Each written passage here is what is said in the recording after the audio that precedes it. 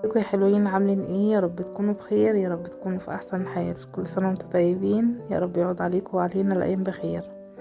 قلنا بقى في شهر رمضان نعمل كده معاكم الطعميه، احلى طعميه او الفلافل. طبعا للناس اللي هم الاسكندرانيه اللي بيقولوا عليها فلافل. احلى طعميه طبعا هتاكليها في البيت ونضيفه وحاجه مضمونه. شايفين الطعميه ما شاء الله جميله جدا جدا. انا محمصاها كده، انا بحب الطعميه تكون محمصه كده من بره وطريه من جوه. بإذن الله هتعملي أحلى طعمية، أحلى كمان من بتاعة برا. بجد الطعم أحلى من بتاعة برا. وهتعمليها وهتدوقيها وهتقولي مش هشتري طعمية تاني من برا. يلا بينا نخش على الطريقة. نسمي الله ونصلي على الرسول عليه أفضل الصلاة والسلام. أول حاجة معانا نص كيلو فول مدشوش، أنا نقعاه يوم كامل. هيتنقع في المية يوم كامل، مية عادية، مية مش مية دافية، يعني مية من الحنفية عادية. بعد كده هنجيب بصلتين كبار نكون مقطعينهم كده، وراس توم كبيرة مفرومة او فصوص كده عادي.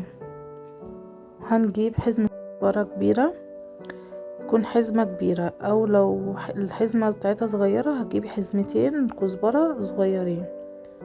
خلاص. وهنجيب بقى حزمة بصل كده تكون كبيرة وحلوة. لو ما عندكيش كرات، لو في كرات طبعا الكرات بيخلي الطعمية تحفة تحفة تحفة. ما عندناش كرات هنستخدم البصل الاخضر. البصل الاخضر ده انا كنت زرعاه زي ما انتم شايفين كده. بحط البصل اللي هو المزرع في قلب اللي هو التين عندي كده، وبيطلع زي ما انتم شايفين. بعد اسبوع بيبقى الشكل دوت. باخده بقى نستخدمه في الاكل، بناكل منه وبيبقى طعمه جميل جدا. هاخده بقى اهوت، هناخد شوية حلوين كده هنحطهم بقى في الطعمية. وبجد كان ريحته جميلة جدا، ريحته كده كانت نفاذة وكانت حلوة، خلى الطعمية طعمها جميل. هنغسلهم بقى، وغسلنا طبعا الخضرة. هروح بقى نقطعهم.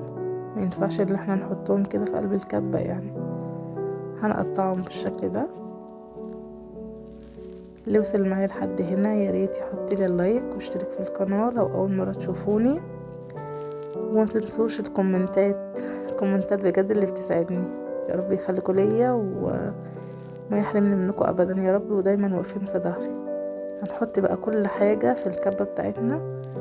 حطينا الثوم وحطينا البصل وحطينا الخضرة والبصل اللي هو الاخضر، وكمان حطينا الفول المدشوش.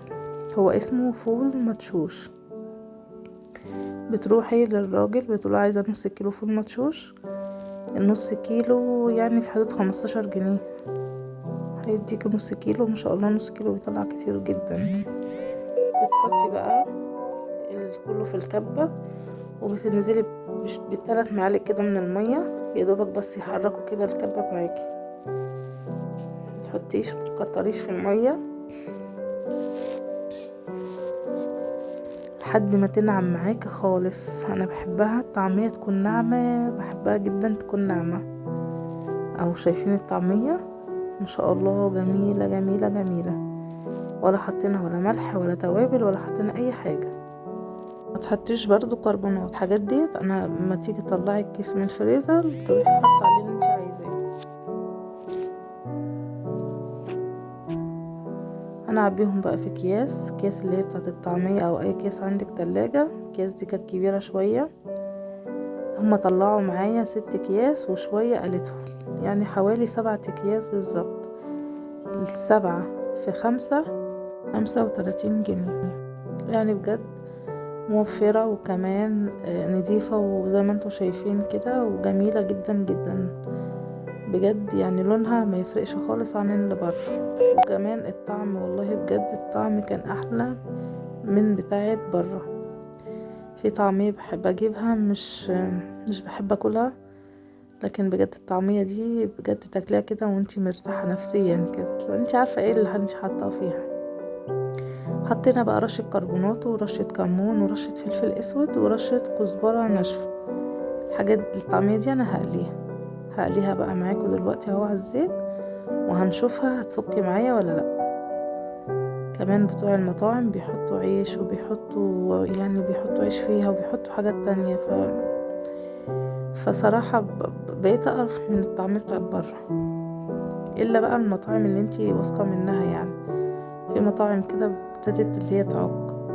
شايفين الطعمية ما شاء الله ما فكتش يعني فتفوتة كده منها. شايفين على فكرة الحاجات اللي هي بتمشي على وش الزيت دي سمسم مش طعمية، لكن الطعمية ما شاء الله ما فكتش ولا واحدة منها. جميلة جدا جدا يا بنات والله، وهتعجبك. ومكتريش المية فيها، يدوبك 3 معالق في الاول و3 معالق في النص كده يمشولك بس الكب. ودي لونها جميل جدا، لونها فاتح وحلو، بس انا اللي حمرتها شويه زيادة عن اللزوم عشان خاطر انا بحبها مقرمشه شويه. فانتي لو طلعتيها يعني اول ما خدت لون هتبقى حمرا كده وحلوه لونها فاتح يعني. بنعمل بقى مدور، بنعمل شبه صباع الكفته، فبتعملي اللي انتي عايزاه. بتعملي بالسمسم، تعملي بالكزبره. انا صراحه مش بحب الكزبره اللي هي الحب دي، فبعمل بالسمسم.